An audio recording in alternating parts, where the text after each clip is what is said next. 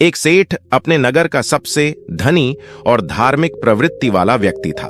सेठ के पास अधिक धन संपत्ति थी, किसी चीज की कोई कमी नहीं थी। वो बहुत ही सुखपूर्ण अपना जीवन अपने परिवार के साथ जी रहा था। सेठ और उसकी पत्नी शुरू से ही असहाय लोगों की मदद करते थे। उन्हें एक समय का भोजन कराया करते थे, जिसके कारण उन्हें बहुत ही ज्यादा सुख की अनुभूति होती थी। वही वो दोनों साधु महात्माओं को बहुत मानते थे। उन पर उनका बड़ा विश्वास था। उनके नगर में जब भी कोई साधु महात्मा आते, वो उनसे मिलने, उनके उपदेशों को सुनने जरूर जाया करते थे और उन्हें स्वयं के घर ले आकर उनका आदर सत्कार भी किया करते थे। यदि सेठ के घर के पास से कोई भिक्षु जाता तो वो उसे भी अपने घर आने का आग्रह करते। इसी तरह बार बार एक सन्यासी उनके घर पर भिक्षाटन करने आ जाता है और अपनी भिक्षा पात्र आगे करके भिक्षा मांगता है। सेठ सन्यासी को देख उसे अपने घर आने के लिए आग्रह करते हैं। सन्यासी भीतर जाता है। सेठ और उसकी पत्नी उनकी आओ भगत में लग जाते हैं। वो दोनों तुरंत उसके बैठने के लिए एक तख्त पर चादर बिछा देते हैं और सन्यासी के हाथ पैर धुलवाकर उसे कुछ विश्राम हेतु कहते हैं और स्वयं उसके भोजन की तैयारी में लग जाते हैं। तभी सेठ की पत्नी कुछ सामान लेने के लिए कहती है। सेठ बाहर चला जाता है। यहाँ उसकी पत्नी भोजन बनाने में लग जाती है। कुछ देर बाद जब सेठ की पत्नी आकर सन्यासी को भोजन परोसने लगती है, सन्यासी भोजन ग्रहण करने लगता है। सन्यासी सेठ के घर के शांत वातावरण और उसके घर का स्नेह देखकर उसकी पत्नी से बड़ी ही विनम्रता से पूछता है कि माता, आपके परिवार में कौन कौन है? ये सुन सेठ की पत्नी कहती है, मैं, मेरे पति और मेरे 3 बेटे। ये सुन सन्यासी आगे कहता है कि तुम्हारे पति क्या करते हैं, कितना कमा लेते हैं? ये सुन सेठ की पत्नी कहती है कि हमारे पास धन की कोई कमी नहीं, हमारे पास तो अपार धन संपत्ति है। ये सुन सन्यासी आगे कोई प्रश्न नहीं करता। तभी सेठ घर वापस आ जाता है। वो फिर पत्नी के साथ सन्यासी को भोजन परोसने लगता है। वो सन्यासी के लिए बाहर से कई तरह की मिठाई भी लेकर आता है। भोजन ग्रहण करने के बाद सन्यासी जाने के लिए तैयार हो जाता है।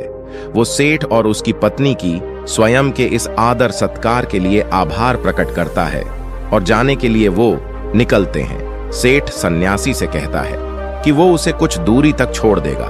दोनों मार्ग के लिए निकल जाते हैं। मार्ग में सेठ सन्यासी से बात करते हुए जा रहा था। तभी सन्यासी सेठ से कहता है कि आपका जो 3 पुत्र है, तीनों ही आपकी देखभाल अच्छे से करते होंगे। ये सुन सेठ कहता है कि नहीं मुनिवर, मेरी केवल एक ही संतान है। ये सुन सन्यासी सोचने लग जाते हैं कि ये कह क्या रहा है। सेठ की पत्नी ने कुछ कहा था, सेठ कुछ और कह रहा है। फिर सन्यासी सेठ से कहता है कि आपके पास तो धन इतना है, आप इतने धनी हैं, सुख से होंगे। सन्यासी जानकर सेठ का उत्तर जानने के लिए ये बात करता है। तभी सेठ उत्तर देता है कि नहीं, मैं कोई धनी नहीं हूं, मैं तो केवल 20,000 रुपए का ही मालिक हूं। ये सुन सन्यासी को अब लगता है कि शायद सेठ या फिर उसकी पत्नी कोई एक तो उससे झूठ कह रहा है। फिर सन्यासी सेठ से पूछता है कि आपकी आयु क्या है? सेठ कहता है कि मैं 50 वर्ष का हूं। यह सुन सन्यासी को लगता है ये तो सेठ एक वृद्ध है, इसकी आयु तो 70 से कम नहीं लगता है। लेकिन ये हर बार गलत उत्तर क्यों दे रहे हैं, झूठ क्यों बोल रहे हैं? यही सोच सन्यासी अब सेठ से कहता है कि आप इतने धार्मिक होकर भी झूठ बोलते हैं, असत्य का सहारा लेते हैं। आपको देखकर ऐसा लगता तो नहीं? ये सुन सेठ हैरानी से कहता है कि क्षमा करें मुनिवर, लेकिन मैंने आपसे क्या झूठ बोला है? मैंने तो आपसे ऐसा कुछ भी नहीं कहा। ये सुन सन्यासी कहता है कि जो कुछ भी मैंने आपसे पूछा वही प्रश्न मैंने आपकी पत्नी से भी किए, लेकिन दोनों के उत्तर अलग है। ये सुन सेठ कहता है कि कैसा प्रश्न मुनिवर? तब सन्यासी कहता है, मैंने आपकी पत्नी से पूछा था कि उनके घर में कौन कौन है, तो उन्होंने कहा कि आप दोनों के अलावा आपके 3 पुत्र हैं, लेकिन आप कहते हैं कि आपकी केवल एक ही संतान है। जब मैंने आपसे धन के बारे में पूछा कि कितना है, तो आपकी पत्नी ने बताया कि आपके पास बहुत धन है, आप इस नगर के सबसे धनी लोगों में से एक है, और आप कहते हैं कि आप बस 20,000 रुपए के ही मालिक है।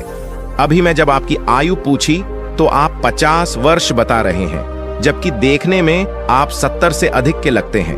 यानी आपने झूठ कहा। ये सुन सेठ बड़े ही विनम्र स्वर में कहता है कि क्षमा करें मुनिवर, लेकिन झूठ बोलना पाप है। तो भला मैं आपसे झूठ क्यों बोलूंगा, और वो भी आप जैसे महात्मा से, जिन्हें मैं इतना मानता हूं। ना तो मैंने कोई आपसे झूठ कहा, ना मेरी पत्नी ने। हमने तो बस सत्य बताया है। ये सुन सन्यासी कहता है कि लेकिन आप दोनों के सत्य अलग अलग क्यों हैं? ये सुन सेठ कहता है कि ये सत्य है कि मेरे 3 पुत्र हैं, लेकिन जो मेरी आज्ञा का पालन करता है वो केवल मेरा एक ही पुत्र है। बाकी दोनों को अपने माता पिता से कोई मतलब नहीं है। जो कुसंग में रहता है वो मेरा अपना कैसे, इसलिए मेरे लिए मेरी एक ही संतान है।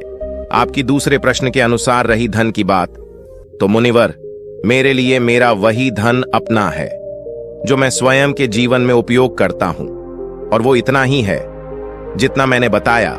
बाकी सब जो है वो मेरा नहीं है।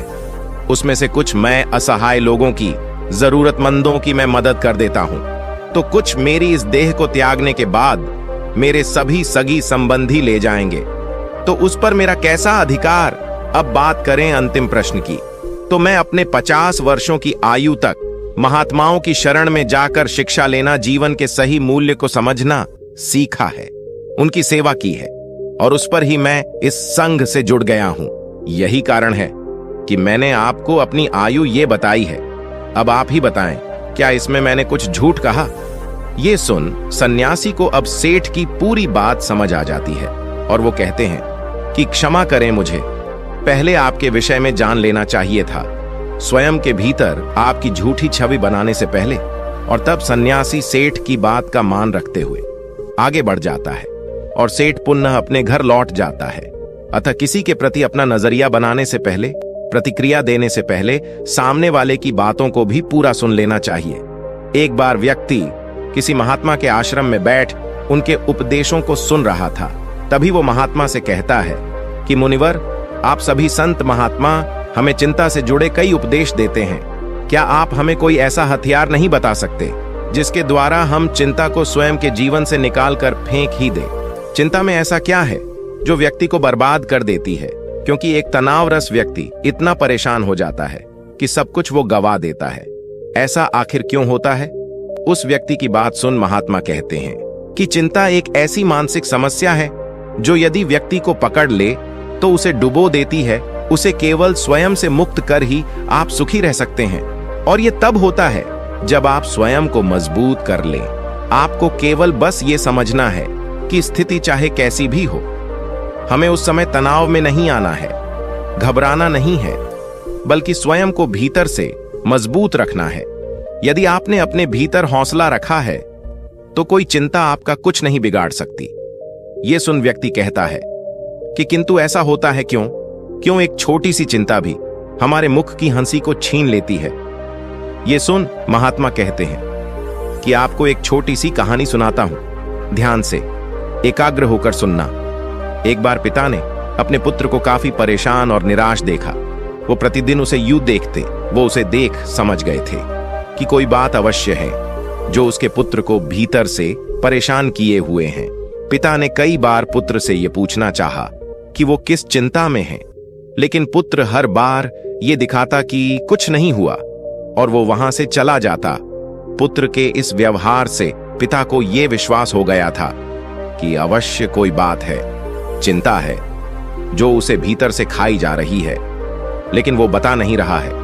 तब पिता ने एक दिन पुत्र को अपने पास बुलाया और उसे समझाते हुए कहा कि जीवन में हम कितनी भी सफलता क्यों ना पा ले, लेकिन यदि हमारे भीतर चिंता या तनाव ने घर कर लिया तो ये हमारे उन्नति के बीच एक वादा बनकर आ जाती है।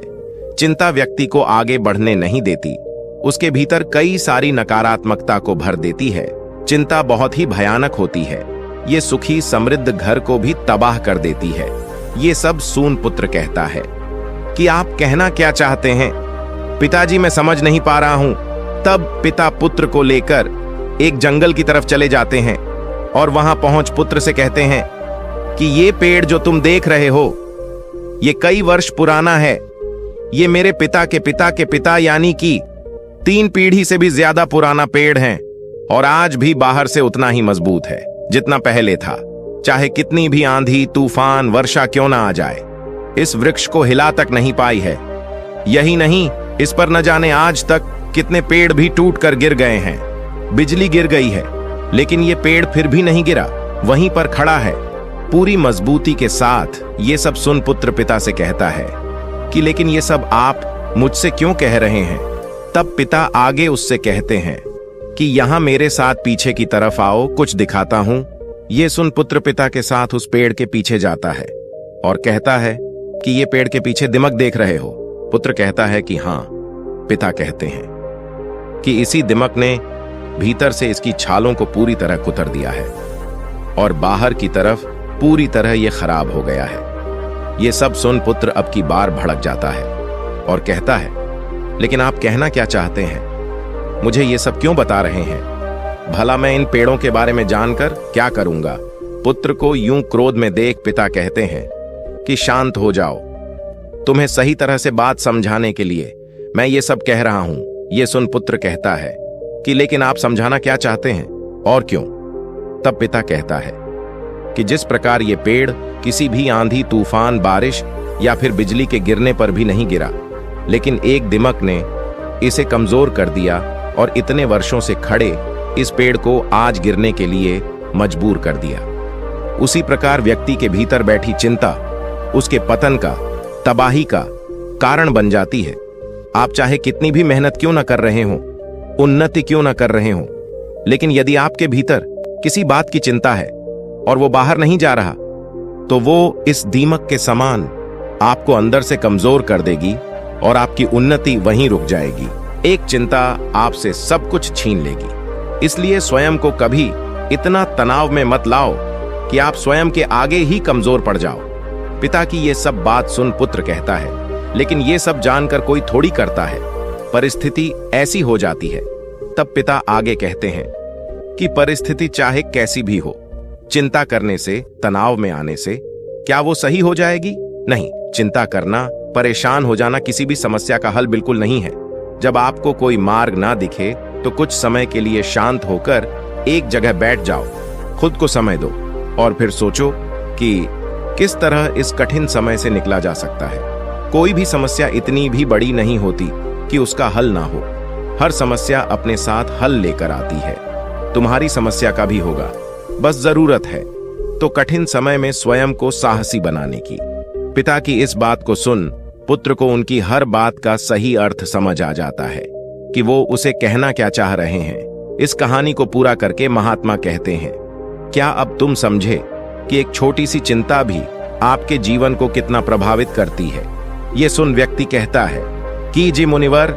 महात्मा आगे कहते हैं कि चिंता, दुख, तनाव सब हमें कमजोर करते हैं। हमें इन्हें स्वयं के जीवन से पूरी तरह त्याग देना चाहिए और जो ऐसा कर लेते हैं वो स्वयं जीवन में सदैव खुश रहते हैं। जीवन में परिस्थिति चाहे कोई भी हो, समय कभी एक सा नहीं होता, हमेशा बदलता है।